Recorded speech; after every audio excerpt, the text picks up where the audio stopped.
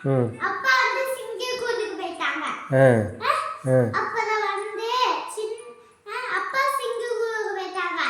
விளையாட்டுக்கு தேவை, ஆனா கொஞ்ச நேரத்துல விளையாடணும். ரொம்ப நேரம் விளையாட்டுக்கு தேவை. அப்புறம் வந்து தூக்கத்துக்கு தேவை வேண்டானா, தூக்கத்துக்கு தேவை. ஆனா தூக்கி எழுந்திட்டுதான்